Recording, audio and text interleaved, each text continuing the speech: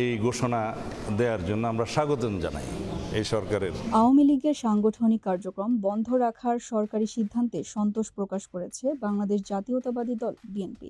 দলটির মহাসচিব মির্জা ফখরুল ইসলাম আলমগীর আজ এক বিবৃতিতে একথা জানান।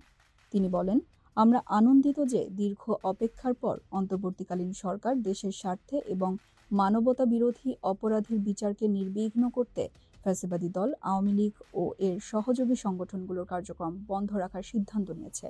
এ সিদ্ধান্ত গণতন্ত্র পুনঃপ্রতিষ্ঠার আন্দোলনে আমাদের প্রতিশ্রুতি আরও দৃঢ় করেছে।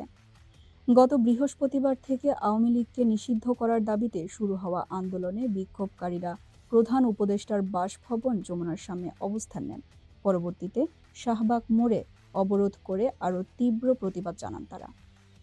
শনিবার রাতে উপদেষ্টা পরিষদের বৈঠকের পর আইন উপদেষ্টা অধ্যাপক আসিফ নজরুল গণমাধ্যমকে জানান, আওয়ামী লীগের বিচার কার্য শেষ না হওয়া পর্যন্ত দেশের সার্বভৌমত্ব, নিরাপত্তা এবং আন্তর্জাতিক অপরাধ ট্রাইব্যুনালের বাদী ও সাক্ষীদের সুরক্ষার স্বার্থে দলটির সমস্ত কার্যক্রম সন্ত্রাস বিরোধী আইনের অধীনে নিষিদ্ধ করার সিদ্ধান্ত নেওয়া হয়েছে।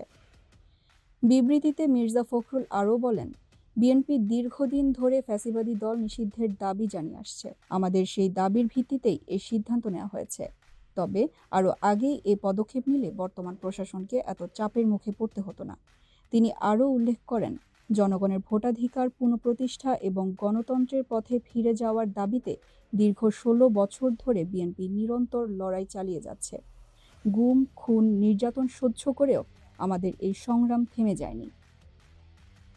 মির্জা ফখরুল দ্রুত নির্বাচনের রূপরেখা ঘোষণার আহ্বান জানিয়ে বলেন, জনগণ গণতন্ত্র পুনঃপ্রতিষ্ঠার জন্য অপেক্ষা করছে, তাই অন্তর্বর্তী সরকারকে এ বিষয়ে দ্রুত পদক্ষেপ নিতে হবে।